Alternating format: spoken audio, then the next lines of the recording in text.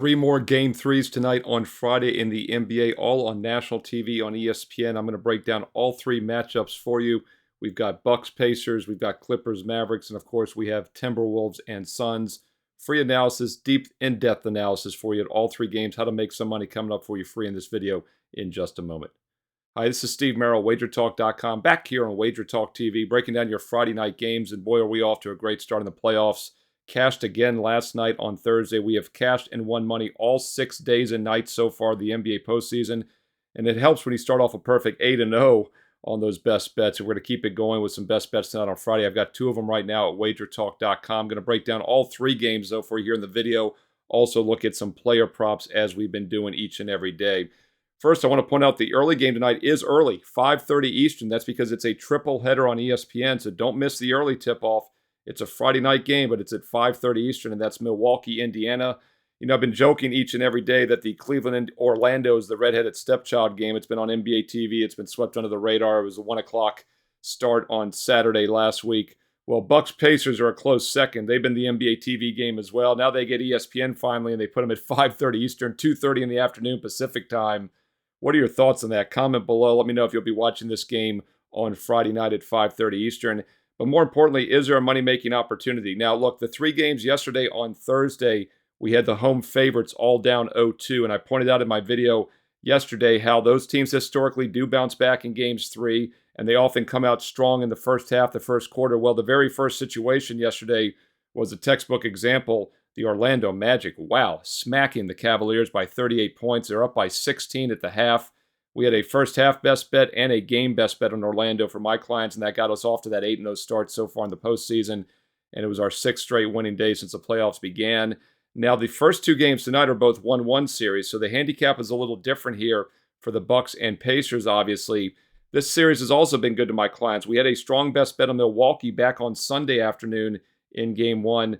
And if you recall, that was a situation with Milwaukee was actually a home dog in game one +1. And then in game two, they became a 1-point favorite and they lost outright. We stayed off game two, but Milwaukee is my preferred side in this series just due to the fact I thought they were underrated without Giannis in the lineup. And we took advantage in game one. We did not get involved in game two, and I'm not sure I'm going to get involved here in game three either, just due to the fact there's a lot of uncertainty with the health of the Milwaukee lineup. Giannis is listed as doubtful. Doc Rivers said he moved around practice a little bit. He's maybe 1 to 4 days away. That sounds to me like he is not going to play. And keep in mind, they initially said he was out for the first two games. And the fact that they won game one, and this is going to go at least 5 now, makes me think they won't rush him back as soon. Now, if Indiana gets this home win, which they should, is about a 4-point favorite, you do have to wonder if we'll see Giannis maybe in game 4, but we'll have to wait and see. But the other injury I'm concerned about more so is Chris Middleton. He tweaked his ankle in game two the other night, but he played through it. Actually had a decent game overall.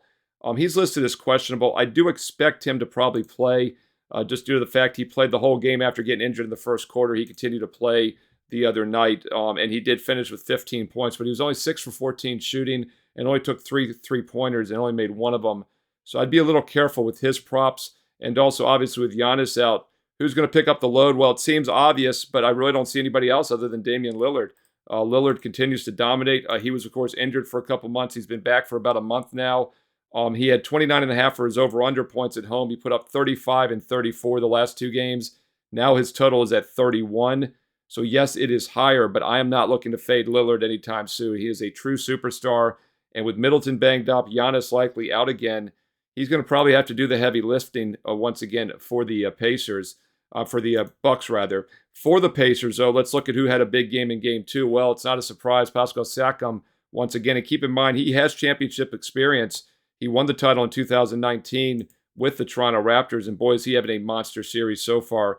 His point total was 22.5 in game one. He got 36. 24.5 in game two. He got 37. Now it's 27. So this is being bumped up extremely high. The thing is, the Pacers like to play fast, and will they be able to dictate their tempo? Probably at home they will. So it's really hard to look anybody under. But once again, Lillard and Siakam have been dominant, but their point total has now been jacked up a couple baskets. I'm not looking to go under with either of them, but I'm not sure there's much value left with the over. With Indiana back at home, though, another guy I want to talk about is Halliburton. Tyrese Halliburton, the number one assist man in the NBA. he has not been scoring. So far in this series, he's had just 9 points and 12 points in each game, and his over-under was 19.5 for each of them. Now it's as low as 16.5. I see 17.5 at DraftKings, 16.5 at Caesar. So let's just cut it in the middle and say 17. My point is they've dropped him a full basket here after underperforming the last 2 games, but he was only 4 for 10 shooting the last game, and he only made 3 out of 7 threes. I think he'll get some more shot attempts, and if he does, Halliburton could have a breakout game. He did have 12 assists, and he's always a great assist guy. So if you're worried about the scoring, you can always do a point assist prop or a point rebound assist prop to get everything incorporated, because he will be a key player for Indiana here in Game 3 on Friday evening. Let's look at the over-under in the first 2 games. Both teams were light out shooting from 3 the other night on Tuesday in Game 2. 29 for 68. They both shot over 41% from the field. And if that continues, obviously the over is going to be worth a look, and they got over the total. Indiana does like to play fast, and they were able to push the tempo. They scored only 94 in Game 1, got 125 in Game 2. I do think if you're looking at parlays in this game, Bucks and under, Pacers and over are probably somewhat correlated, but once again, a lot of uncertainty with the Milwaukee injury report. Once again, don't miss that game early, 5:30 Eastern start. All right, next game at 8 o'clock Eastern, Clippers, Mavericks. We did cash a strong best bet with Dallas in Game 2 the other night.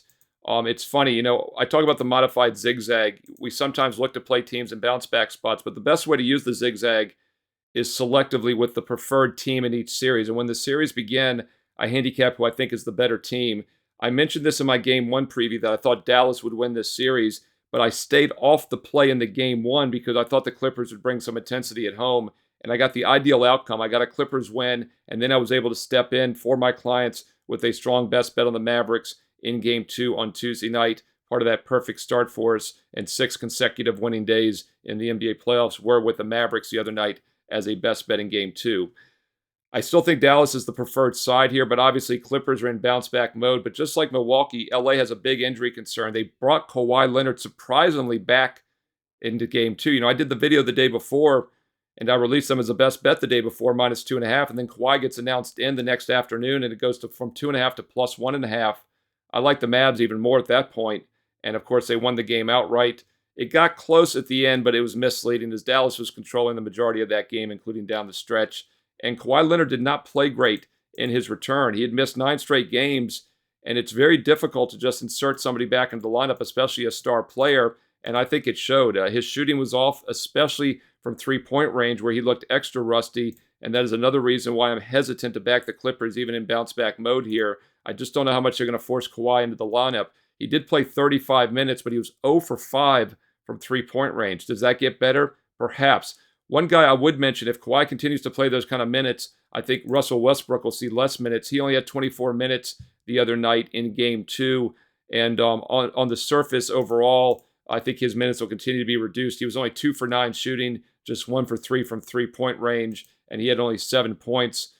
He did finish with 13 in Game 1 without Kawhi, had only 7 in Game 2. So once again, if you think Kawhi is going to continue to play, and it sounds like he will, maybe look at Westbrook props under the totals. I think his minutes will be cut because of that.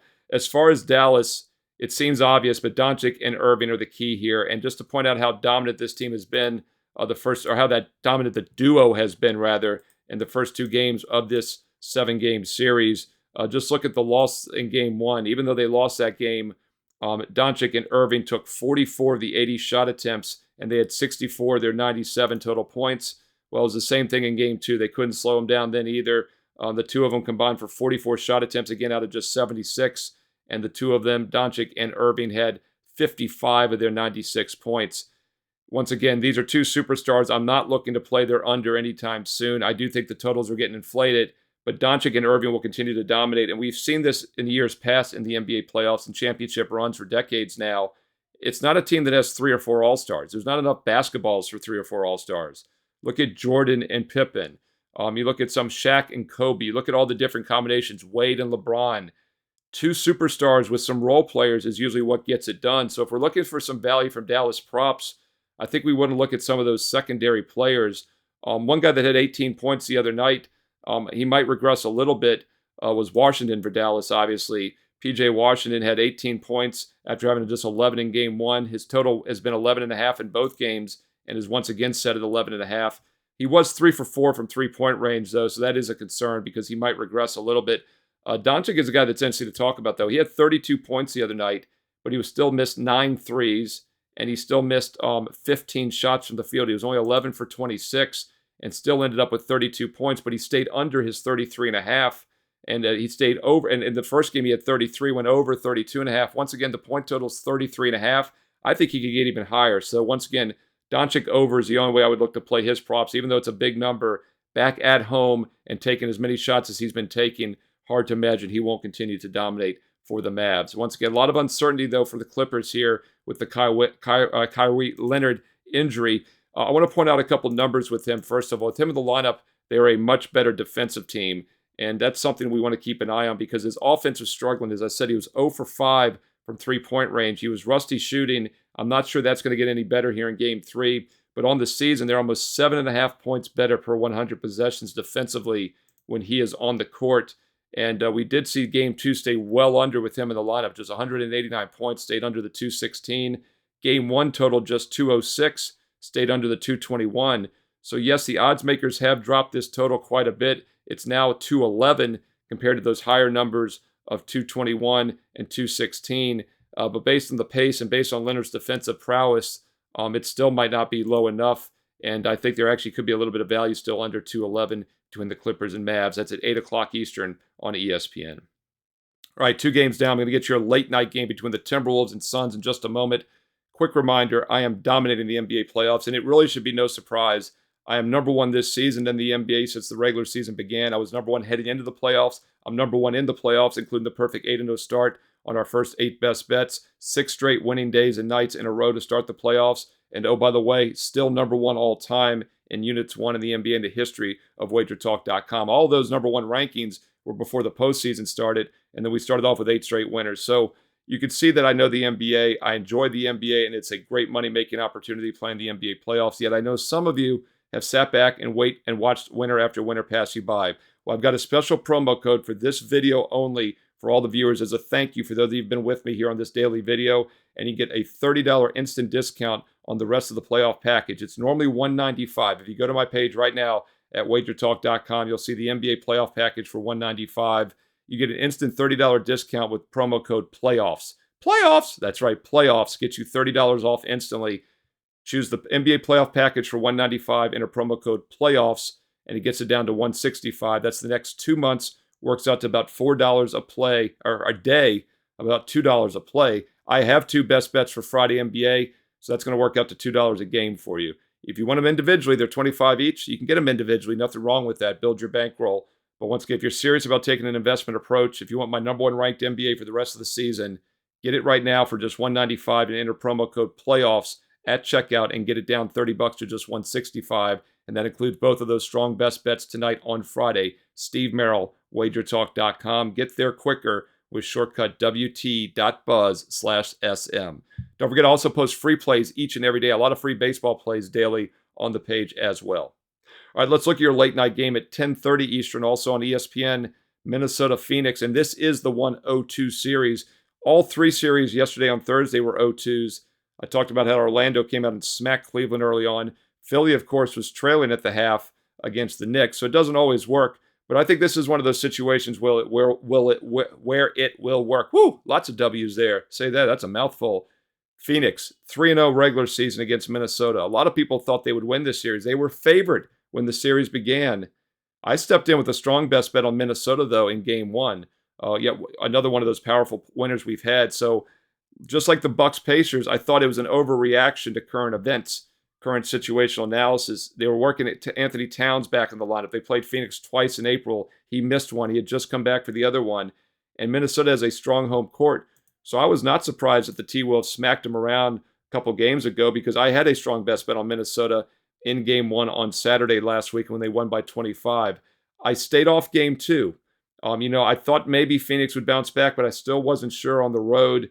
And luckily we stayed away from the zigzag there as Minnesota won again. Now is the spot, I think, to use the Suns. Once again, this is a quality team. They were favored to win this series, yet they're now down 0-2. So I do think this will be one of those 0-2 home favorites that gets out to the strong start. So you could definitely make a case for them, perhaps in the first half or the full game. Currently, the line is -4 full game, First half is -3, even 3.5s out there now. First quarter is -2. So you can see that the odds makers are telling you something here. -2 first quarter, 3.5 first half, -4 game. So once again, they are likely to come out fast here. And whether you play them full game or first half, I do think it's a good spot here for Phoenix to get back on track after losing the first 2 games on the road. Minnesota, also a young team. They're very talented, close to being the #1 seed, and they've been good on the road this year, good defensive team, but still not a lot of playoff experience. Meanwhile, you got Booker, you got Durant. Beal doesn't have a ton. He was with the Wizards for a while, but still, you've got a little bit of a lack of experience in Minnesota, kind of like Cleveland last night. So you could see them getting down early in this game. So I do think it's a good bounce back spot for Phoenix off the back-to-back losses. Let's dig into those 2 games, though, as far as the box score and see what happens. First of all, Suns shot 44% from the field in both games. Shot okay from the free throw line as well. The difference in game 1 was they were only 32% from three-point range. Minnesota was only 28% in game 2 from three-point range and still found a way to win. So that is a concern, but the main reason was that Phoenix had 19 turnovers. I look for a lot less turnovers at home from the Suns. This is a team that averages only 14 turnovers at home during the regular season. Also, the first game landed on 215. It was a blowout, though, so we can't read much into that. Landed right near that total. Closed right around 213.5. Game 2 closed 211, landed 198. Obviously, it was a lower scoring game. And as I mentioned, mainly because Minnesota did not shoot well, plus Phoenix had a lot of turnovers. So we'll see how that affects here the next game in Game 3 tonight. Let's dig into the box score of both of these games. Let's look at Game 2, the most recent meeting here. Phoenix, Beal, only 14 points. He was 6 for 17 shooting. He could be a guy that has some upside here in the next game. Obviously, with Booker and Durant being the big 2, I think Beal can sneak in. It's going to be very hard to stop 3 players, and that's another reason I do like Phoenix in this game, as Beal has underperformed so far. 6 for 10 in the first game with 15 points, but he took even more shots. Once again, 17 shots in game 2, and he was only 6 for 17 with 14 points. So if he hits anywhere near his normal percentage, I think he gets up and over his total of 17.5. It's been 17.5 each game so far, including game 3 again. He's had 15 and 14 with below average shooting. So I like Bradley Beal over 17.5 points in game 3, especially if Phoenix comes out strong offensively, as I expect they will in the first half. Minnesota, let's take a look at them here on the game 2 box score. We see McDaniels had a huge game, 10 for 17. Really came out of nowhere with 25 points. He had only 9 and 6 points the 2 previous games against Phoenix. Game 1 and then the finale in the regular season, he only had 6 points.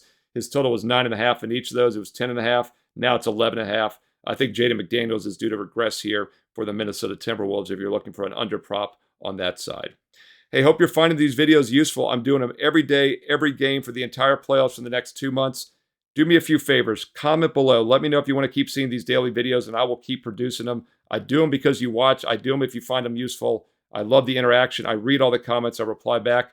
What player props are you looking at tonight on Friday? What sides or totals do you like in Games 3 this evening? Comment below. Include some analysis if you have time. Let's learn and earn and win together here on WagerTalk TV. Also, what were your thoughts on the NFL draft on Thursday night? I know we're talking basketball, but NFL right around the corner, a few months away. My Fade the Public video will be ready to go in September, so it's never too early to talk NFL. Who do you think were the big winners or losers from night 1, the first round? Overrated, underrated, good value picks, overvalued picks. Let me know your thoughts. Throw in some NFL as well. We're talking pro basketball. We can talk pro football also here. And speaking of football, NFL preseason starts August 1st. And I bring that up because there's a special on my page right now for the next 100 days for just $5 a day. That's an all-access, all sports. It's every NBA play through the finals, and then all baseball for the next 3 months plus until football starts August 1st. Once again, if you want the entire summer of basketball and baseball and building that bankroll to get ready for football, now is the time. This price is good for this week only. Expires this weekend. Works out to just $5 a day. That's about $2 a play. No promo code needed. Now, I've had many of you ask, where do I find that on my page? Go to my page, Steve Merril, WagerTalk.com. Scroll down on the left side. You'll see my daily best bets. You'll see the free play for the day, and you'll see some packages that no promo codes required. And one of them is that $5 a day for the entire summer, all sports, baseball, and basketball. Once again, that's on my page right now, Steve Merril, WagerTalk.com. Or if you want the NBA playoffs only, use promo code PLAYOFFS. Do the $195 NBA playoff package. Use playoffs for your promo code. Gets it down to $165. But if you want that all sports, baseball and basketball. There's no promo code needed. It's on my page right now, Steve Merril, WagerTalk.com. Get there quicker with shortcut wt.buzz/SM. Daily free plays as well. Don't miss those free plays. Great way to build your bankroll each and every day also on my page. Follow me on Twitter at Steve Merril, 2 R's, 1 L, at Steve Merril on Twitter and X. Also post free plays throughout the week on Instagram, so follow me along with Wager Talk on IG. Thumbs up, like if you're finding this useful. It really helps keep all the content free here on Wager Talk TV. We just hit 150,000 subscribers this week. I know most of you, probably 95% of you have already subscribed. If you haven't got a chance, do me a quick favor, click subscribe. It helps keep the content free and plentiful. And you might want to consider clicking that bell as well so you get instant alerts when this NBA playoff video goes up each and every day. Yesterday, we got it up early in the morning, 6:30 a.m. Sometimes we're going to get them up the night before even. So click the bell for instant alerts so you can be one of the first to watch when it goes up each and every day. And be sure to stay tuned here to Wager Talk TV for more great basketball and baseball previews coming up next.